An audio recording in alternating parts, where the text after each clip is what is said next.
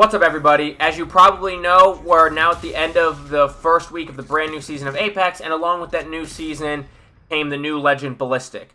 Now, Ballistic sounded like he's going to be really overpowered when we first learned about him, when we first saw his kit. We see his ultimate that buffs teammates to give them faster movement speed, faster reload speed, and unlimited ammo, as well as yourself. We also have the tactical, which is a lock-on pistol that locks on to one enemy and overheats the gun, causing damage to them. And then we also have his passive, which is his sling, where you can hold a third weapon with no attachments. And then when you activate the ultimate, part of the ultimate is making that sling weapon a gold weapon. And in just a minute, I will give you my recommendations for what you should carry in that sling. And so the kit sounded really overpowered. I actually think, if anything, he might be a little bit underpowered, but I say he's very balanced.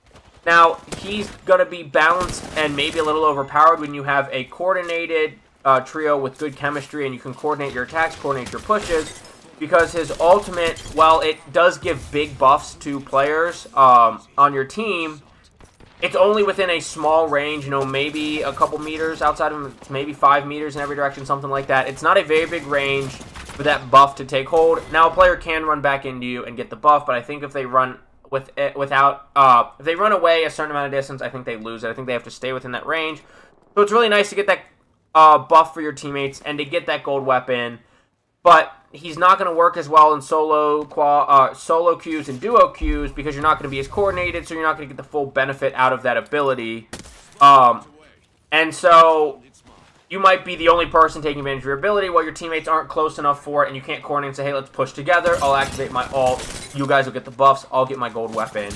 And so it's a good balance there. I personally think that the range should be extended a little bit. I should think of it within like 10 meters, so you don't have to completely hold hands. I know a lot of us aren't fans of being like inside of each other holding hands. And so I think that range of it needs a little bit of buff. And then you have his Q, his tactical, that lock-on pistol.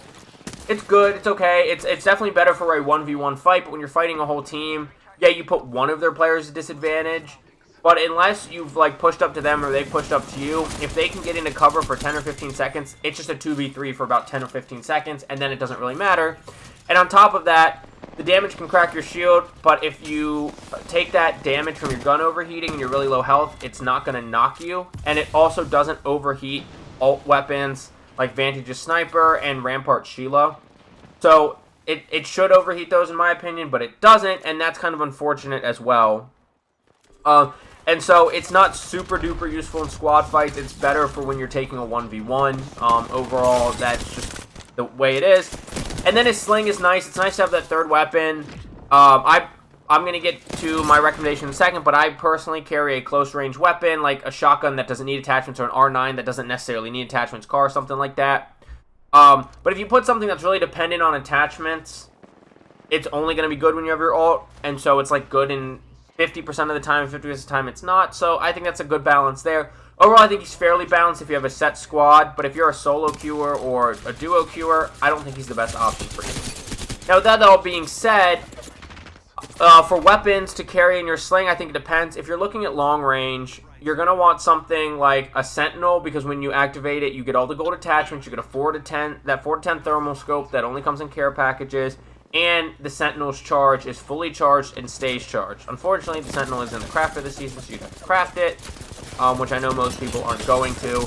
Another good option for long range is going to be the Devo. If you can handle the Devo's recoil, you get that turbocharger, gold barrel stabilizer, a 2x bruiser, gold mag. That's really nice to have, and because you get that turbocharger. Now you have to be able to handle the recoil, of course, but it's a good option. And then the other good option is the Rampage, because you're going to get that full charge along with all the gold attachments that I just mentioned with the Devo. You're going to get a full thermite charge, and it's going to stay for the duration of your ult, just like the Sentinel's charge does. And so if you like the Rampage, it's another good long-range option. So I would go Sentinel, Rampage, or Devo for the long range. For the mid-range, there's really only one option, and that's going to be the Havoc, because you get that turbocharger on it for that time.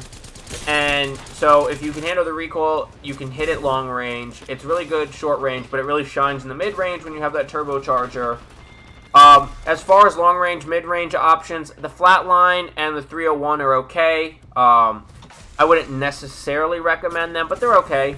where I think it really shines his ult is in close range weapons, because getting that gold weapon at long range is kind of nice, but unless you're going to snipe the whole team with your Sentinel, or you're going to beam all of them with the Devo, or you have a Pathfinder to get a zip line or an Ash portal so you can push off of a knock, the long range teams are just going to recover, run away, whatever.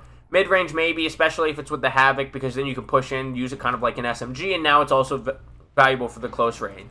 But where I think his sling weapon turning gold really shines is something like the PK, because you can switch to the PK, not have attachments, it's okay. The R9, same thing. You can switch to it in a fight as your third weapon, and you're okay, so you can carry like 301 and a sniper or something like that, and then just switch to your R9 in the sling. Especially if you switch out to 301, you'd lose your optic, but you would keep like all your other attachments. Also, I think good options if you're really not planning on wanting a third weapon into a fight.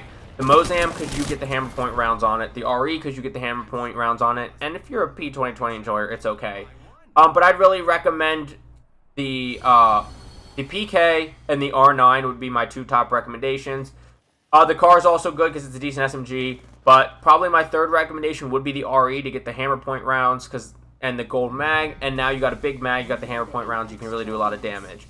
So just kind of reiterate, long range, you're going to go Sentinel, Devo, or Rampage. Mid range, you're going to go Havoc, or for close range, I'd recommend either the PK or the R9, which is really nice, especially with the Bangalore meta still being there. You get the Digi to combat her smokes if a team pushes you or you push a team and they try to smoke, the res, get away, whatever. It's already definitely saved me. Clip on my TikTok of that from earlier this week. But yeah, I really think that overall he's fairly balanced. He's a little weak for solos and duo queues. But if you have a squad, a good coordinated squad with good chemistry, I think he's actually a really good addition, especially with buffing Mad Maggie's speed combined with a Mad Maggie. I don't know if it's a bug and they're going to patch it, but her shotgun speed goes along with the buff, as well as the speed boost you get from her ball. So she could push in super fast with having a shotgun and her ball and get like triple speed buffs. And so she's a really good pairing with him. Apparently it doesn't really work with the Octane stem, but I really think those two are a good pairing. And then it kind of depends on your playstyle for the third legend. And that would be a really aggressive squad. I probably wouldn't recommend like a Caustic Catalyst defense type legend. I wouldn't recommend that for that. But maybe you have Mad Maggie and him, and then you just get another aggressive legend just so you can all push together super fast and push together, hold hands, play with his ult. But overall, I think he's pretty good where he's at. We thought he was going to be overpowered. I'm really glad he's not really overpowered. It's not like what they did with whenever they add a new gun, where the new gun's always going to be overpowered, like we've now seen for what's going to be the second season in a row. But those are my thoughts on it. Thank you so much for watching. I really appreciate if you watch the whole video, skip around, whatever. I appreciate you spending any time with me.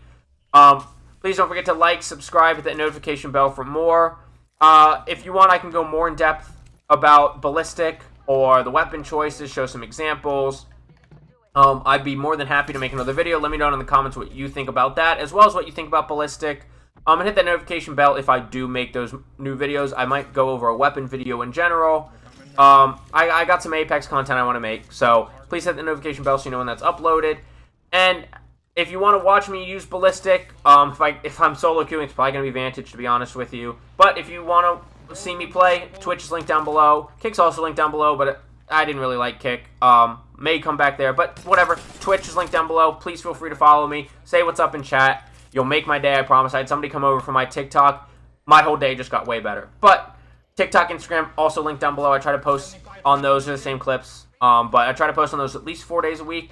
And my Twitter is also linked down below. A lot less gaming heavy, but if you want to follow me anywhere, I really do appreciate it. With that being said, I will see you in Season 17. Hopefully, you don't have a full squad running Ballistic, but get frying. Have a good day.